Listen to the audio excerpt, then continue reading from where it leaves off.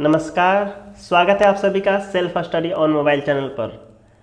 हम लोग इस वीडियो में एनसीईआरटी सार संग्रह देखेंगे। इस वीडियो में मैंने भारत का भूगोल लिया है। यह जो वन लाइनर फॉर्म में होगा और सभी तरह के एग्ज़ाम के लिए काफ़ी इम्पोर्टेंट है। यह जो है बुक है कॉस्मोस पब्लिकेशन की, महेश कुमार बर्णवाल की, जो बहुत ही अच्छी बुक है। तो आइए हम लोग शुरू करते हैं। भारत किस गोलार्ध यानी हेमीस्फीयर में अवस्थित है? तो भारत उत्तरी गोलार्ध में स्थित है। भारत क्षेत्रफल की दृष्टि से भारत का विश्व में कौन सा स्थान है? तो इसका आंसर होगा आपका 7वां। इसको भी याद रखना है। भारतीय भूभाग का विस्तार पूर्व से पश्चिम 2933 किलोमीटर तथा उत्तर से दक्षिण 3214 किलोमीटर है। भारत का क्षेत्रफल विश्व के कुल क्षेत्रफल का कितना भाग है? इसका आंसर होगा 2.4%। आगे देखेंगे, क्वेश्चन है भारत का अक्षांशीय विस्तार क्या है? तो इसका आंसर होगा 8.5 डिग्री 4 मिनट उत्तरी अक्षांश से 37 डिग्री 6 मिनट उत्तरी अक्षांश के बीच। आगे क्वेश्चन है देशांतर रेखाएं क्या निर्धारित करती है? तो इसका आंसर होगा समय एवं अवस्थिति यानी स्थिति को निर्धारित करती है। देशांतर रेखाएं समय एवं स्थिति को निर्धारित करती हैं। इसको याद रखेंगे एक चीज़, भारतीय मानक समय रेखा 82.5 डिग्री 5 राज्यों से होकर गुजरती है। वे कौन कौन से राज्य हैं? उत्तर प्रदेश, मध्य प्रदेश, छत्तीसगढ़, उड़ीसा एवं आंध्र प्रदेश। भारतीय मानक समय रेखा 82.5 डिग्री 5 राज्य से होकर गुजरती है। ये राज्य है उत्तर प्रदेश, मध्य प्रदेश, छत्तीसगढ़, उड़ीसा एवं आंध्र प्रदेश। याद रखेंगे। कर्क रेखा भारत के कितने राज्यों से होकर गुजरती है? कर्क रेखा भारत के कितने राज्यों से होकर गुजरती है? तो 8। इसका आंसर होगा 8 राज्य। 8 राज्य कौन कौन से हैं? तो गुजरात, राजस्थान, मध्य प्रदेश, छत्तीसगढ़, झारखंड, पश्चिम बंगाल, त्रिपुरा एवं मिजोरम। ये 8 राज्य हैं। आगे क्वेश्चन है भारत को लगभग 2 बराबर भागों में कौन सा अक्षांश विभाजित करता है? इसका आंसर होगा 23.5 डिग्री उत्तरी अक्षांश यानी कर्क रेखा। कर्क रेखा विभाजित करती है भारत को 2 बराबर भागों में। कहाँ पर? 23.5 डिग्री उत्तरी अक्षांश पर। आगे क्वेश्चन है भारत के सबसे पश्चिमी बिंदु कौन है? इसको भी याद रखना है। गौरमोता। कौन है? गौरमोता, जो गुजरात में स्थित है। तथा पूर्वी बिंदु कीबिथु अरुणाचल प्रदेश में स्थित है। के मध्य सूर्योदय एवं सूर्यास्त में लगभग कितने घंटे का अंतर होता है? तो इसका आंसर है 2 घंटे। बहुत बार ये क्वेश्चन पूछा गया है कई सारे एग्जाम में। भारतीय मानक समय रेखा 82.5 डिग्री किस शहर से होकर गुजरती है? तो इसका आंसर होगा इलाहाबाद के निकट यानी मिर्ज़ापुर से। कहाँ से गुजरती है? मिर्ज़ापुर से। ठीक है। आगे क्वेश्चन है भारतीय मानक समय IST एवं ग्रीनविच मध्य समय GMT में कितने घंटे का अंतर होता है? तो इसका आंसर होगा 5.5 घंटे का अंतर। कितने घंटे? 5.5 घंटे का अंतर। इसको याद रखेंगे।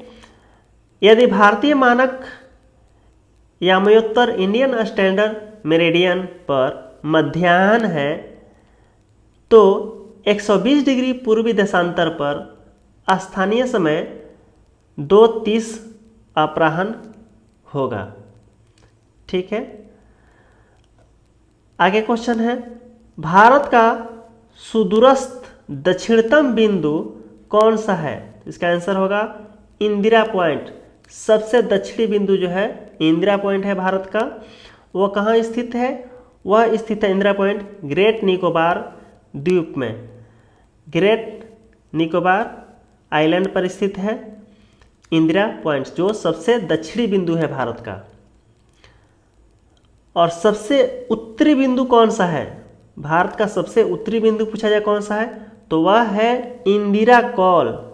इंदिरा कौल जो लद्दाख में स्थित है। और सबसे दक्षिणी बिंदु जो है आपका स्थित है ग्रेट निकोबार द्वीप में, उसका नाम है इंदिरा पॉइंट। उत्तर में इंदिरा कौल, दक्षिण में इंदिरा पॉइंट। ये सबसे उत्तरतम बिंदु और दक्षिणतम बिंदु है। ठीक, आगे क्वेश्चन है, भारत का एकमात्र जिला कौन सा है जिसकी सीमा 4 राज्यों को स्पर्श करती है? इसका आंसर है सोनभद्र। उत्तर प्रदेश में स्थित है यह जिला सोनभद्र। ये क्वेश्चन भी बहुत बार पूछा गया है कई सारे एग्जाम में। आगे बढ़ेंगे हम लोग। दादर व नगर हवेली तथा दमन और दीव पहले जो थे अलग अलग केंद्र शासित प्रदेश थे, लेकिन संसद ने लोकसभा में 27 नवंबर 2019 को तथा राज्यसभा में 3 दिसंबर 2019 को पारित दादरा एवं नगर हवेली तथा दमन और दीव केंद्र शासित प्रदेशों का विलय विधेयक 2019 के माध्यम से उपयुक्त दोनों केंद्र शासित प्रदेशों का विलय कर दिया गया। इसका मतलब अब जो है दादर नगर हवेली एवं दमन दीव का विलय करके एक केंद्र शासित प्रदेश बना दिया गया है।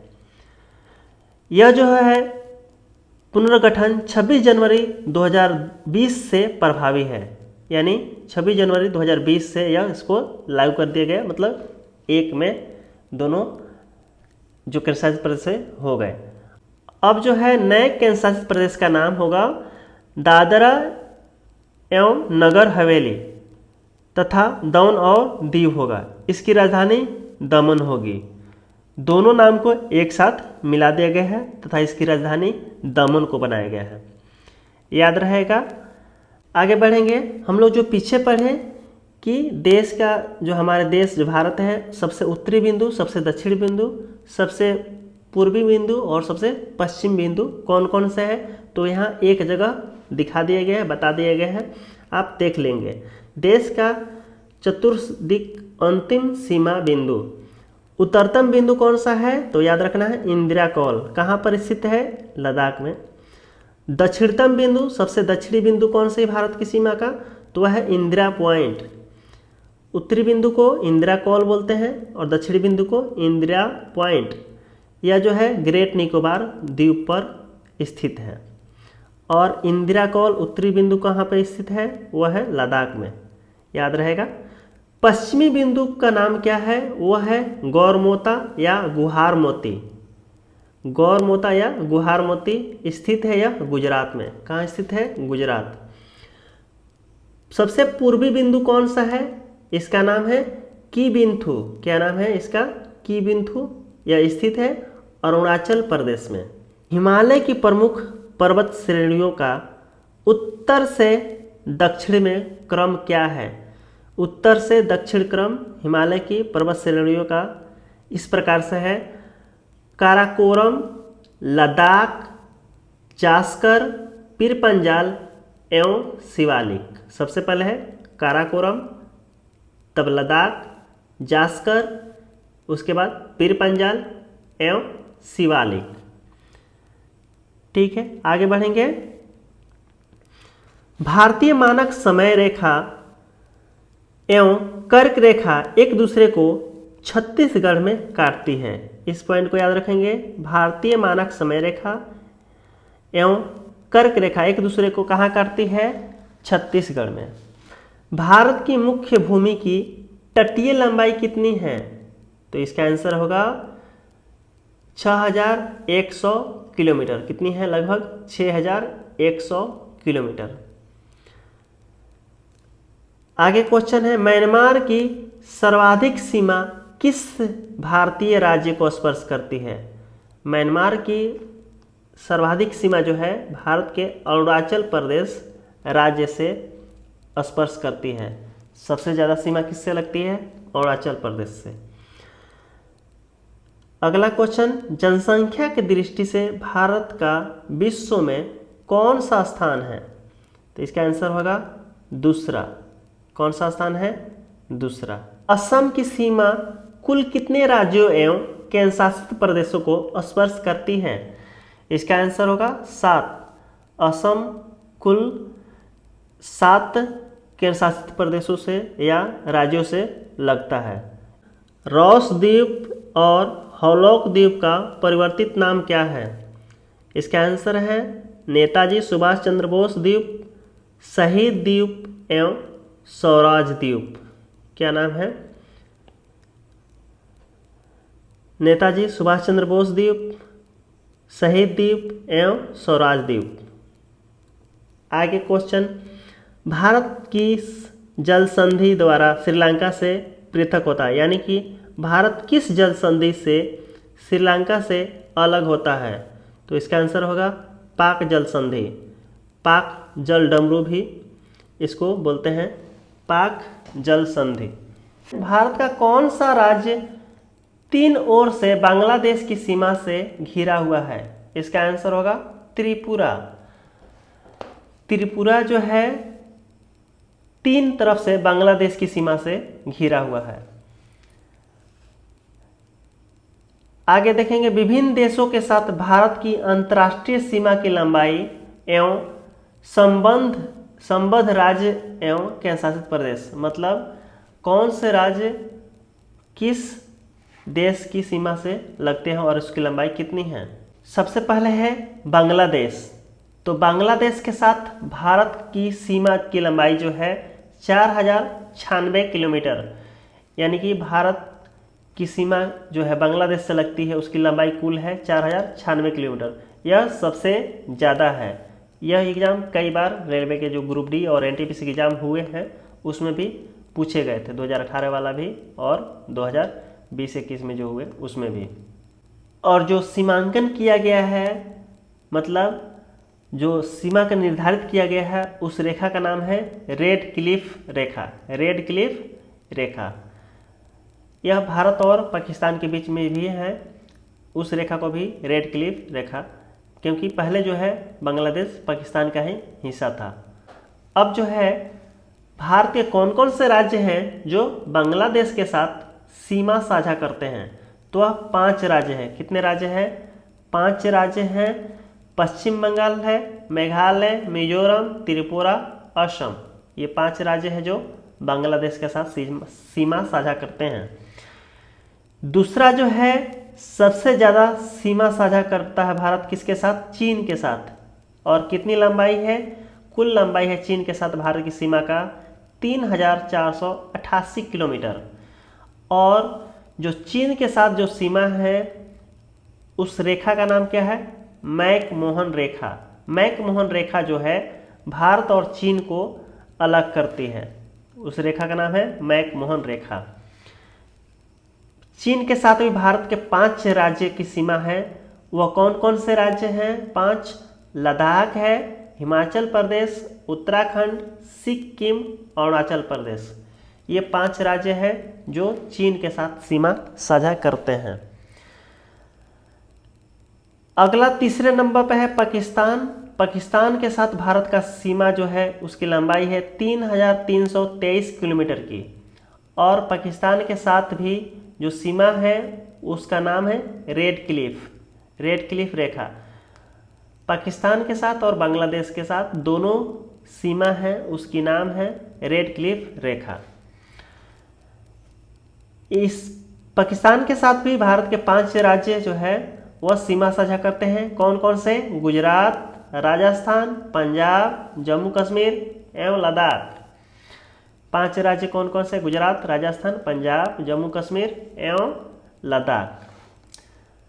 अगला जो देश है नेपाल। नेपाल के साथ भारत की सीमा की लंबाई है 1751 किलोमीटर। 1751 किलोमीटर। नेपाल के साथ भी भारत के 5 राज्यों की सीमा लगती है। कौन कौन से राज्य हैं? 5? उत्तर प्रदेश, बिहार, पश्चिम बंगाल, सिक्किम एवं उत्तराखंड। याद रहेगा। अगला जो देश है म्यांमार के साथ भारत की सीमा जो है उसकी लंबाई है 1643 किलोमीटर। और म्यांमार के साथ भारत के 4 राज्य लगते हैं। वो कौन कौन से 4 राज्य हैं? अरुणाचल प्रदेश, नागालैंड, मिजोरम, मणिपुर। ठीक है, आगे बढ़ेंगे। भूटान जो है अगला जो देश है जिससे भारत सीमा साझा करता है, उसकी लंबाई है 699 किलोमीटर। 699 किलोमीटर। भूटान के साथ भारत के 4 राज्य लगते हैं। कौन कौन से? पश्चिम बंगाल, सिक्किम, अरुणाचल प्रदेश, असम। अगला देश है अफगानिस्तान। इसके साथ भारत की सीमा जो है मात्र 106 किलोमीटर की लंबाई है। अफगानिस्तान एवं भारत की सीमा जो है उसको नाम दिया गया है डुरंड रेखा। उसका नाम क्या है? डुरंड रेखा जो है भारत और अफगानिस्तान को अलग करती है। और भारत का मात्र एक राज्य जो है लद्दाख केंद्र शासित प्रदेश है, वह अफगानिस्तान के साथ सीमा साझा करता है। याद रहेगा। सबसे ज़्यादा सीमा किसके साथ साझा करता है भारत? बांग्लादेश के साथ। सबसे कम अफगानिस्तान के साथ। और कुल 7 देश हैं जिसके साथ भारत जो है अपनी सीमा साझा करता है। आइए मैकमोहन रेखा के बारे में थोड़ा जान लेते हैं। अंग्रेजों के शासन के दौरान भारत और चीन के मध्य उत्तर पूर्व में यह सीमा रेखा 27 अप्रैल 1914 को निर्धारित की गई थी, जिसे मैकमोहन रेखा कहा गया। इसका नामकरण सर हेनरी मैकमोहन के नाम पर किया गया है। वर्ष 1914 में हुए शिमला समझौता में इसे दोनों देश ने सीमा के रूप में स्वीकार किया था। और रेड क्लिफ रेखा के बारे में भी जान लीजिए। विभाजन के पश्चात 17 अप्रैल 1947 को भारत व पाकिस्तान के मध्य निर्धारित की गई सीमा रेड क्लिफ रेखा के नाम से जानी जाती है। इस रेखा का निर्धारण बॉर्डर कमीशन द्वारा किया गया था। इस कमीशन के अध्यक्ष सर सिरिल रेड क्लिफ थे। इन्हीं के नाम पर इस सीमा का नाम रेड क्लिफ रखा गया था।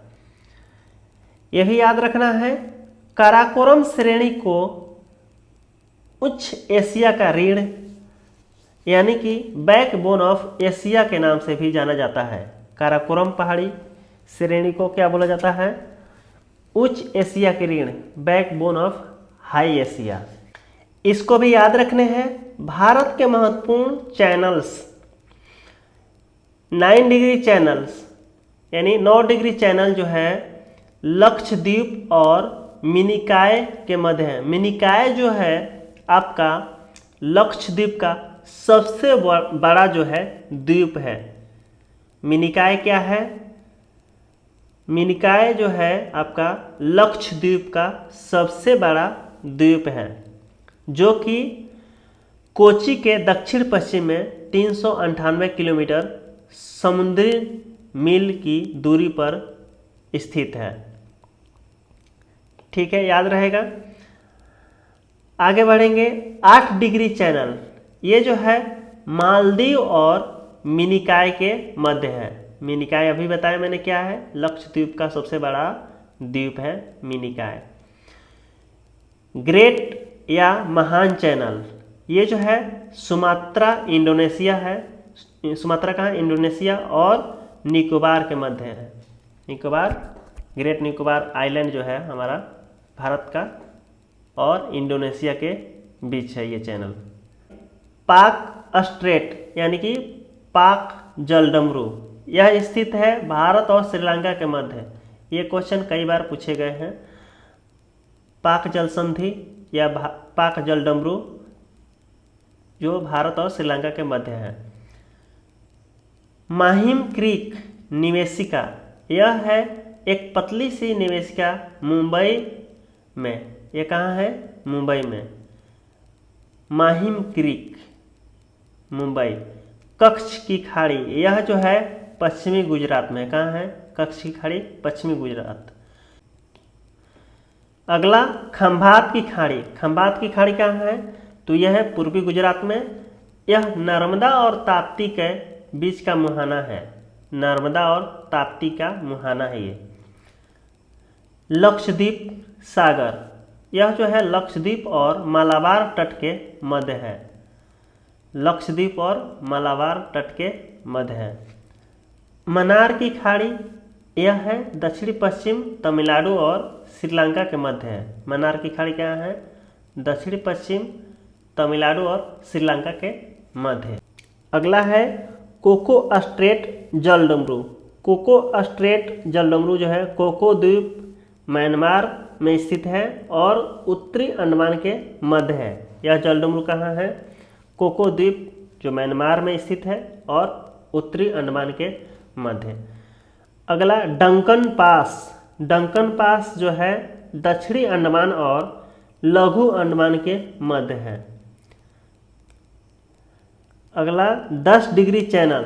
10 डिग्री चैनल जो है अंडमान और निकोबार के मध्य है। 10 डिग्री चैनल अंडमान और निकोबार के मध्य है। आगे देखेंगे भारत एक दृष्टि में। हमारा देश जो भारत है इसका अन्य नाम क्या क्या से है?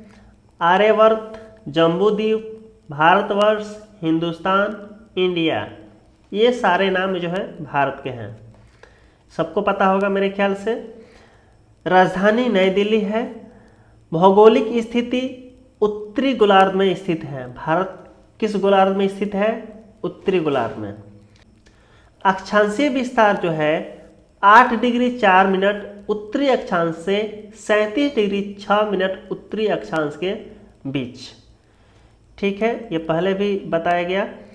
देशांतर विस्तार जो है इसका 68 डिग्री 7 मिनट पूर्वी देशांतर से 97 डिग्री 25 मिनट पूर्वी देशांतर के बीच। ज्यामितीय आकार जो इसका है चतुष्कोणीय। कैसा है? चतुष्कोणीय। जैसे भारत का नक्शा जो देखते हैं वह भले ही टेढ़ा मेढ़ा है लेकिन चौकोरा टाइप में है। ठीक है, चारों तरफ से घिरा हुआ है, मतलब चारों तरफ से घिरा हुआ है इसका, इसलिए उसको चतुष्कोणीय कहा जाएगा। मानक समय जो है भारत का वह है 82.5 डिग्री पूर्वी देशांतर। इलाहाबाद के समय समीप जो है मिर्जापुर का समय। ग्रीनविच मध्य से 5 घंटा 30 मिनट आगे है। ग्रीनविच समय से जो है 5 घंटा 30 मिनट आगे है। 82.5 डिग्री पूर्वी देशांतर भारत के 5 राज्यों उत्तर प्रदेश, मध्य प्रदेश, छत्तीसगढ़, उड़ीसा, आंध्र प्रदेश से होकर गुजरती है। ये पहले भी बताया गया है। भौगोलिक विस्तार भारत की कुल लंबाई जो है उत्तर से दक्षिण के बीच 3214 किलोमीटर, चौड़ाई जो है पूर्व से पश्चिम 2933 किलोमीटर है।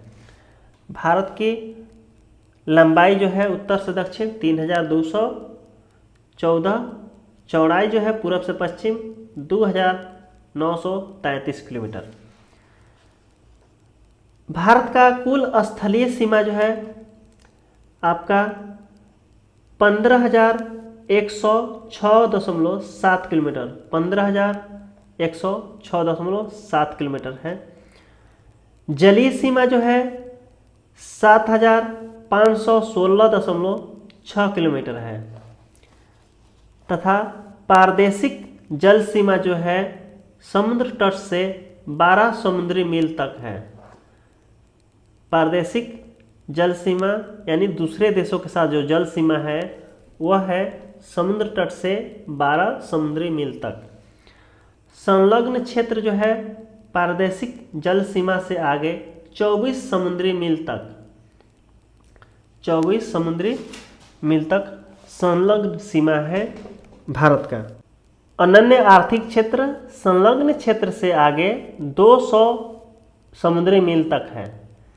ठीक है, याद रहेगा। जलवायु जो है भारत के मानसूनी जलवायु है। कैसी जलवायु है? मानसूनी। भारत का कुल क्षेत्रफल जो है 32,87,263 वर्ग किलोमीटर है। 32,87,263 वर्ग किलोमीटर है। विश्व के क्षेत्रफल का 2.4% है। भारत कितना प्रतिशत है विश्व के क्षेत्रफल का? 2.4%। क्षेत्रफल की दृष्टि से भारत 7वां देश है। क्षेत्रफल की दृष्टि से 7वां स्थान है भारत का। कुल जनसंख्या है भारत की, यह 2011 के जनगणना के अनुसार है 121,85,04,977। विश्व की कुल जनसंख्या का लगभग 17.5% है। 17.5% भारत की जनसंख्या है। भारत की जनसंख्या कुल विश्व की जनसंख्या का 17.5% है। जनसंख्या की दृष्टि से विश्व में स्थान दूसरा है। प्रथम स्थान किसका है? वह है चीन का।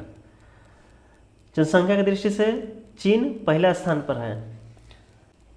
पुरुष जनसंख्या जो भारत की है 62,32,70,258।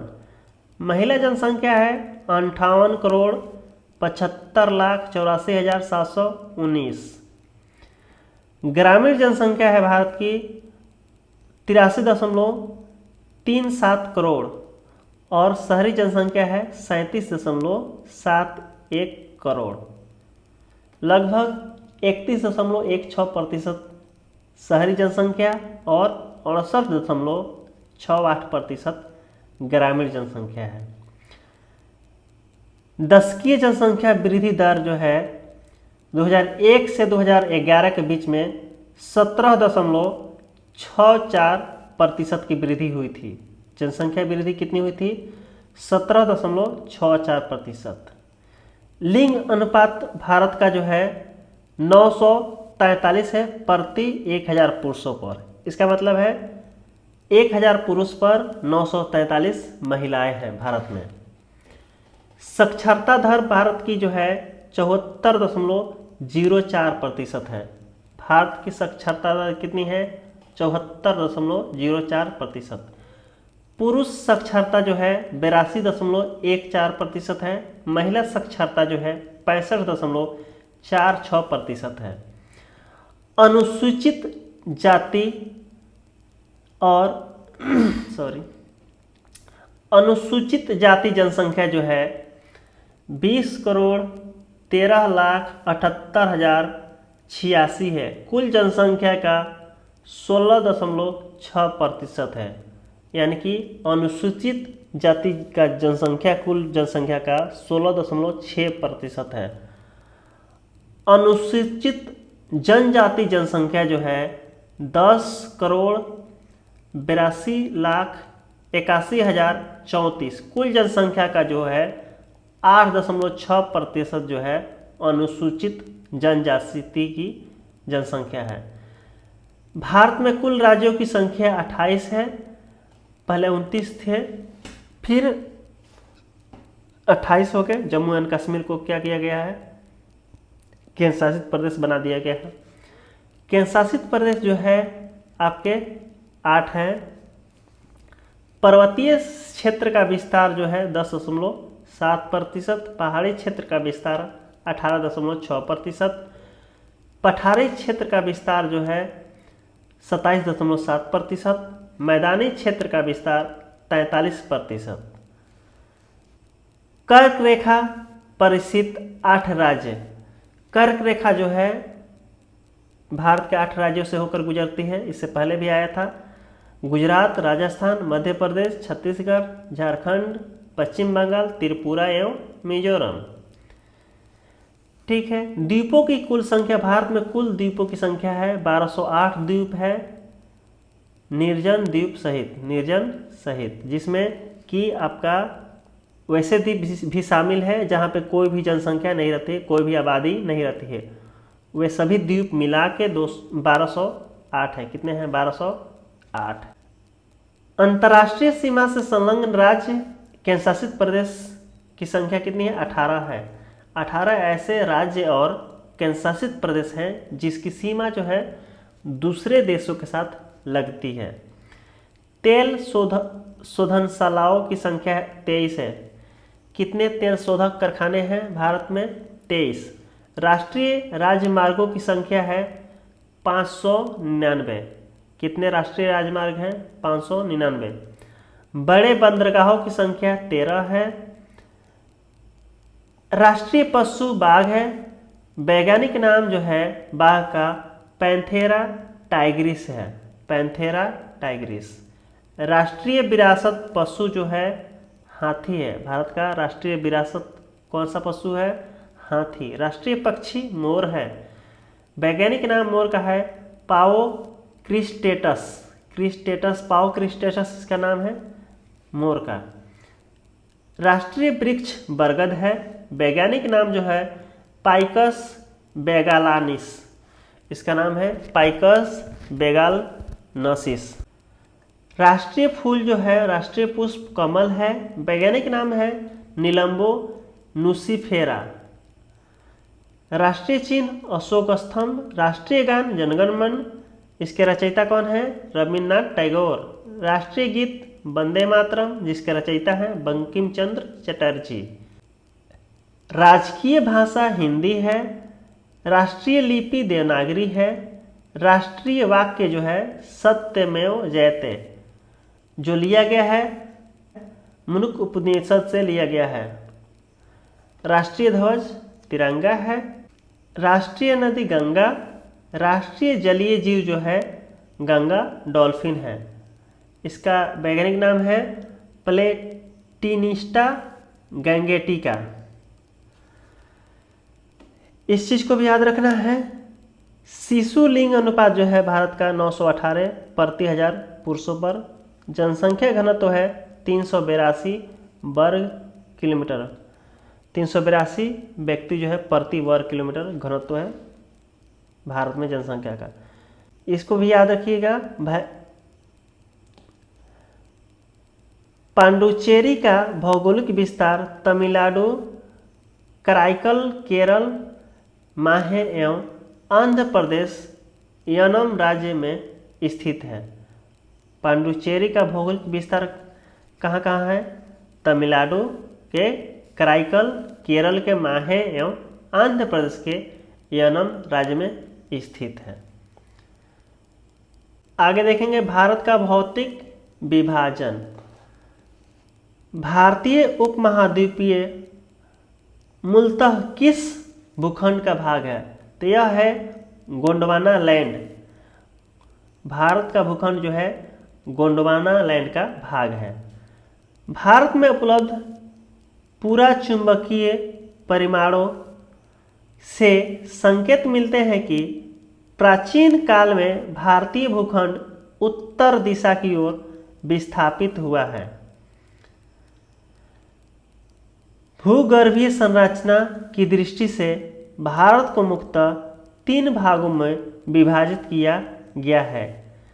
पहला भाग है हिमालय पर्वतीय क्षेत्र, उत्तर का मैदानी भाग, दक्षिण का प्रायद्वीपीय पठार। 3 भाग कौन कौन से? हिमालय का पर्वतीय क्षेत्र, उत्तर का मैदानी भाग, दक्षिण का प्रायद्वीपीय पठार। हिमालय के समानांतर संरचनात्मक भाग वलयों की तीव्रता तथा निर्माण आयु के आधार पर इसके भाग हैं। ट्रांस हिमालय तिब्बत का क्षेत्र है जो बृहत हिमालय या उसका महान हिमालय भी नाम है। लघु हिमालय को मध्य हिमालय बोलते हैं। वाह्य या उप हिमालय शिवालिक हिमालय भी इसको बोला जाता है। 4 भागों में विभाजित किया गया है। पहला है ट्रांस हिमालय, तिब्बत का क्षेत्र को बोला जाता है। बृहत हिमालय या महान हिमालय, लघु हिमालय या मध्य हिमालय, वाह्य हिमालय, उप हिमालय या शिवालिक हिमालय। हिमालय की संरचनात्मक जो है आयु के हिसाब से उसको 4 भागों में बांट दिया गया है। हिमालय का निर्माण समानांतर वलय श्रेणियों से हुआ है। इनमें प्राचीनतम क्षेत्र कौन सी है? तो सबसे प्राचीन क्षेत्र जो है आपका बृहत हिमालय है। सबसे प्राचीन क्षेत्र बृहत हिमालय। उत्तर भारत में उप हिमालय क्षेत्र के सहारे विस्तारित समतल मैदान को क्या कहा जाता है? भांबर। समतल मैदान को क्या जाता है? भांबर। हिमालय के पर्वत पदीय प्रदेश कौन है? शिवालिक। हिमालय का पर्वत पदीय क्षेत्र कौन सा है? शिवालिक। शिवालिक शैल समूह के दक्षिण में स्थित भांबर क्षेत्र किस संरचना का उदाहरण है? तो ये उदाहरण है गिरिपद की स्थिति का। शिवालिक क्षेत्र की औसत ऊंचाई 600 से 1200 मीटर है। लघु हिमालय की किन श्रेणियों के मध्य में स्थित है? लघु हिमालय किन श्रेणियों के मध्य स्थित है? तो इसका आंसर होगा महान हिमालय और शिवालिक के बीच। लघु हिमालय ये स्थित है महान हिमालय और शिवालिक हिमालय के बीच। हिमालय की नवीनतम पर्वत श्रेणी कौन सी है? तो वह है शिवालिक। सबसे नया जो है हिमालय की पर्वत श्रेणी का वो कौन सी है? शिवालिक। नर्मदा एवं ताप्ती नदी के मध्य कौन सी पर्वत श्रेणी स्थित है? तो यह है सतपुरा की श्रेणी। कौन सी श्रेणी है? सतपुरा की श्रेणी। इसको भी याद रखिएगा। विश्व का सर्वाधिक तीव्र ढाल वाली चोटी राकापोसी लद्दाख श्रेणी में स्थित है। विश्व की सबसे तेज यानी तीव्र ढाल वाली चोटी कौन सी है? ये है राकापोसी, लद्दाख में स्थित है। आगे देखेंगे हिमालय की सबसे ऊंची पर्वत श्रेणी कौन सी है? तो यह है हिमाद्री या बृहत हिमालय। हिमाद्री या बृहत हिमालय। बृहत हिमालय यानी ग्रेट हिमालय की औसत ऊंचाई कितनी है? तो औसत ऊंचाई है 6100 मीटर, 6100 मीटर। पीर पंजाल श्रेणी किस राज्य में अवस्थित है? तो यह है जम्मू कश्मीर में। पूर्वी हिमालय की तुलना में पश्चिमी हिमालय में ट्री लाइन की ऊंचाई कम है। पूर्वी हिमालय की तुलना में पश्चिमी हिमालय में ट्री लाइन की ऊंचाई कम है। उत्तराखंड के पताल तोड़ कुएं की किस भाग में पाए जाते हैं? तो यह है तराई भाग में। उत्तराखंड के पताल तोड़ कुएं किस भाग में पाए जाते हैं? तराई भाग में। अक्साई चीन किस क्षेत्र को कहा जाता है? तो लद्दाख क्षेत्र को कहा जाता है। पश्चिमी हिमालय के प्रमुख प्राकृतिक संसाधन क्या है? पश्चिमी हिमालय प्रदेश के प्रमुख प्राकृतिक संसाधन है वन। क्या है? वन। भारत की प्राचीनतम पर्वत श्रृंखला कौन सी है? तो वह है अरावली। भारत की प्राचीनतम पर्वत श्रृंखला का नाम है अरावली। अरावली श्रेणियों की अनुमानित आयु कितनी है? तो अनुमानित आयु है 600 से लेकर 570 मिलियन वर्ष। 600 से लेकर के 570 मिलियन वर्ष यह इनकी आयु है अरावली श्रेणियों की। माउंट एवरेस्ट को नेपाल में सागरमाथा के नाम से जाना जाता है। इसको याद रखेंगे, ये भी कई बार पूछा गया है। सागरमाथा के नाम से नेपाल में जाना जाता है। अरावली किस प्रकार की पर्वत श्रेणी है? तो वह अवशिष्ट पर्वत श्रेणी है। दक्षिण भारत की सबसे ऊंची चोटी कौन सी है? तो यह है अनामुडी। नेक्स्ट है दक्षिण भारत की सबसे ऊंची चोटी कौन सी है? तो यह है अनाईमुडी। जो कहाँ स्थित है? वो स्थित है केरल में। दक्षिण भारत की सबसे ऊंची चोटी कौन है? अनाईमुडी, केरल में स्थित है। इसकी लंबाई कितनी है? इसकी ऊंचाई कितनी है? 2695 मीटर।